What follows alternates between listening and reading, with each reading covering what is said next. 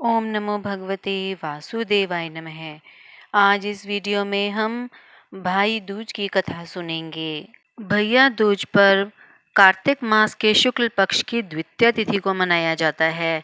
इस दिन बहनें रोली एवं अक्षत से अपने भाई का तिलक कर उसके उज्जवल भविष्य की कामना करती हैं और भाई अपनी बहनों को उपहार देते हैं। आइए सुनते हैं भैया दूज की कथा। एक बुढ़िया थी, उसके 7 बेटे और एक बेटी थी। बेटी की शादी हो चुकी थी। जब भी उसके बेटे की शादी होती, फेरों के समय एक नाग आता और उसके बेटे को डस लेता था। बेटा वहीं खत्म हो जाता और बहू विधवा हो जाती। इस तरह उसके 6 बेटे मर गए। 7वें की शादी होनी अभी बाकी थी। इस तरह अपने बेटों के मर जाने के दुख से बुढ़िया रो रो के अंधी हो गई थी। भाई दूज का दिन आया तो भाई ने कहा कि मैं बहन से तिलक कराने जाऊंगा। माँ ने कहा कि ठीक है। उधर जब बहन को पता चला कि उसका भाई आ रहा है तो वह खुशी से पागल होकर पड़ोसन के घर गई और पूछने लगी कि जब बहुत प्यारा भाई घर आए तो क्या बनाना चाहिए। पड़ोसन उसकी खुशी को देखकर जल भुन गई और कह दिया कि दूध से रसोई लीप, घी में चावल पका। और बहन ने ऐसा ही किया। उधर भाई जब बहन के घर जा रहा था तो उसे रास्ते में सांप मिला। सांप उसे डसने को हुआ। भाई बोला, तुम मुझे क्यों डस रहे हो? सांप बोला, मैं तुम्हारा काल हूँ और मुझे तुमको डसना है। भाई बोला, मेरी बहन मेरा इंतजार कर रही है। मैं जब तिलक करा के वापस लौटूंगा तब तुम मुझे डस लेना। सांप ने कहा, भला आज तो कोई अपनी मौत के लिए लौट के आया है जो तुम आओगे? भाई ने कहा, अगर तुझे यकीन नहीं है तो तू मेरे झोले में बैठ जा। जब मैं अपनी बहन से तिलक करा लूं तब तू मुझे डस लेना। सांप ने ऐसा ही किया। भाई बहन के घर पहुंच गया। दोनों बड़े खुश हुए। भाई बोला, बहन जल्दी से खाना दे, बड़ी भूख लगी है। बहन क्या करे, ना तो दूध की रसोई सूखे और ना ही घी में चावल पके। भाई ने पूछा, बहन इतनी देर क्यों लग रही है? तू क्या पका रही है? तब बहन ने बताया कि मैंने दूध से रसोई लीपी है और घी में चावल पकाए हैं। भाई बोला, पगली, कहीं घी में भी चावल पकते हैं या दूध से कोई रसोई लीपता है? गोबर से रसोई लीप और दूध में चावल पका। बहन ने ऐसा ही किया। खाना खा के भाई को बहुत जोर से नींद आने लगी। इतने में बहन के बच्चे आ गए। बोले, मामा मामा हमारे लिए क्या लाए हो? भाई बोला, मैं तो कुछ नहीं लाया। बच्चों ने वह झोला ले लिया जिसमें सांप था। जैसे ही उसने खोला उसमें से हीरे का हार निकला। बहन ने कहा, भैया तूने बताया नहीं कि तू मेरे लिए इतना सुंदर हार लाया है। भाई बोला, बहना तुझे पसंद है तो तू ले ले, मुझे हार का क्या करना। अगले दिन भाई बोला, अब मुझे जाना है, मेरे लिए खाना रख दे। बहन ने उसके लिए लड्डू बना के एक डिब्बे में रख दिए। भाई कुछ दूर जाकर थककर एक पेड़ के नीचे सो गया। उधर बहन के जब बच्चों को भूख लगी तो माँ से कहा कि खाना दे दो। माँ ने कहा, खाना बनने में अभी देर है। तो जो बच्चे बोले, मामा को जो दिया था वही दे दो। तो वह बोली कि लड्डू बनाने के लिए बाजरा पीसा था, वही बचा पड़ा है, चक्की में जाकर खा लो। बच्चों ने देखा कि चक्की में तो सांप की हड्डियां पड़ी हैं। यही बात माँ को आकर बताई तो वह पगली सी हो गई और भाई के पीछे भागी। रास्ते भर लोगों से पूछती कि किसी ने मेरा भाई देखा, किसी ने मेरा भाई देखा। तब एक ने बताया कि कोई लेटा है पेड़ के नीचे, देख ले वही तो नहीं है। भागी भागी बहन पेड़ के नीचे पहुंची, अपने भाई को नींद से उठाया। भैया कहीं तूने मेरे लड्डू तो नहीं खाए? भाई बोला, ये ले तेरे लड्डू, नहीं खाए मैंने, ले दे के लड्डू ही तो दिए थे तूने। उसके भी पीछे पीछे आ गई।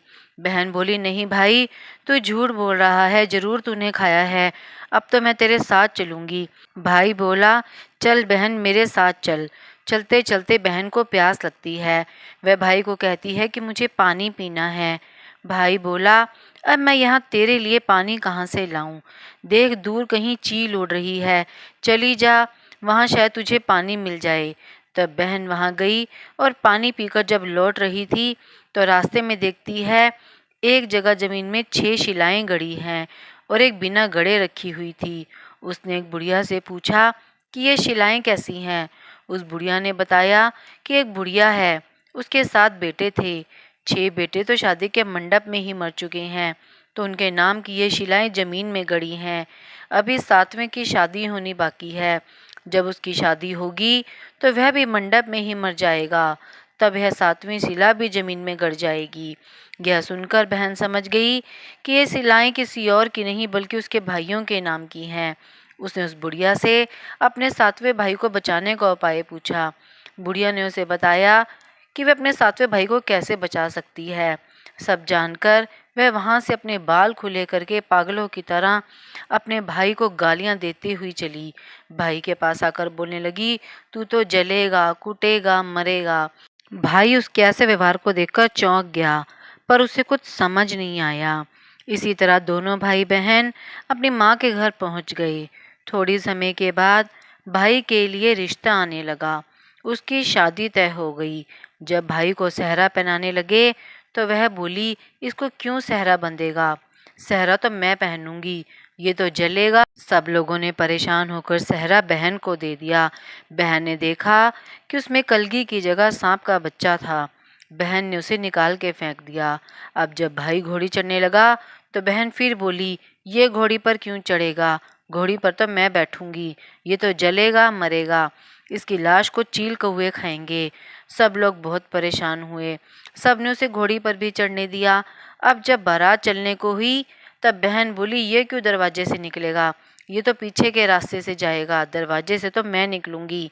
जब वह दरवाजे के नीचे से जा रही थी तो दरवाज़ा अचानक गिरने लगा।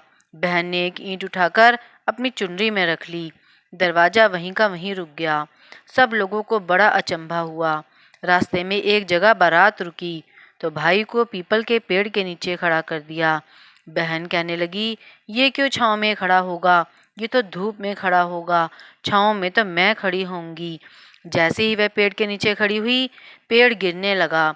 बहन ने एक पत्ता तोड़कर अपनी चुनरी में रख लिया। पेड़ वहीं का वहीं रुक गया। अब तो सबको विश्वास हो गया कि ये बहन कोई जादू टोना सीख कर आई है, जो बार बार अपने भाई की रक्षा कर रही है।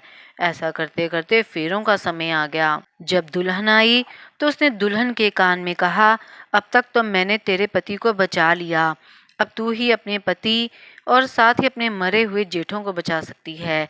फेरों के समय एक नाग आया। वो जैसे ही दूल्हे को ढसने को हुआ, दुल्हन ने उसे एक लोटे में भरकर ऊपर से प्लेट से बंद कर दिया। थोड़ी देर बाद नागिन लहर लहर करती आई। दुल्हन से बोली, तू मेरा पति छोड़। दुल्हन बोली, पहले तू मेरा पति छोड़। नागिन ने कहा, ठीक है, मैंने तेरा पति छोड़ा। दुल्हन, ऐसे नहीं, पहले 3 बार बोल। नागिन ने 3 बार बोला। फिर बोली कि अब मेरे पति को छोड़। दुल्हन बोली, एक मेरे पति से क्या होगा? हंसने बोलने के लिए जेठ भी तो होना चाहिए, एक जेठ भी छोड़। नागिन ने जेठ के भी प्राण दे दिए। फिर दुल्हन ने कहा, एक जेठ से लड़ाई हो गई तो एक और जेठ को छोड़। वो विदेश चला गया तो तीसरा जेठ भी छोड़। इस तरह एक एक करके दुल्हन ने अपने 6 जेठ जीवित करा लिए। उधर रो रो के बुढ़िया का बुरा हाल था कि अब तो मेरा 7वां बेटा भी बाकी बेटों की तरह मर जाएगा। गांव वालों ने उसे बताया कि उसके 7 बेटे और बहुएं आ रही हैं। तो बुढ़िया बोली, अगर यह बात सच हो तो मेरी आंखों की रोशनी वापस आ जाए और मेरे सीने से दूध की धार बहने लगे। ऐसा ही हुआ। अपने सारे बहू बेटों को देखकर वह बहुत खुश हुई। बोली, यह सब तो मेरी बावली बेटी ने किया है, कहाँ है मेरी बेटी? सब बहन को ढूंढने लगे। देखा तो वह भूसे की कोठरी में सो रही थी। जब उसे पता चला कि उसका भाई सही सलामत है तो वह अपने घर को चली। उसके पीछे पीछे सारी लक्ष्मी भी जाने लगी। बुढ़िया ने कहा, बेटी पीछे मुड़ के देख, तू सारी लक्ष्मी ले जाएगी तो तेरे भाई भाभी क्या खाएंगे? तब बहन ने पीछे मुड़ के देखा और कहा, जो माँ ने अपने हाथों से दिया वह मेरे साथ चल, बाकी का भाई भाभी के पास रहे। इस तरह एक बहन ने अपने भाई की रक्षा की। जिस तरह उस बहन ने अपने भाई की रक्षा की, उसी तरह सब बहनें अपने भाइयों की रक्षा करें। अगर आपने अभी तक मेरे चैनल को सब्सक्राइब नहीं किया है तो आप मेरे चैनल को सब्सक्राइब करें, ताकि आपको मेरे आने वाली वीडियो की नोटिफिकेशंस मिलती रहें। आप मेरी वीडियो को ज़्यादा से ज़्यादा लाइक और शेयर करें।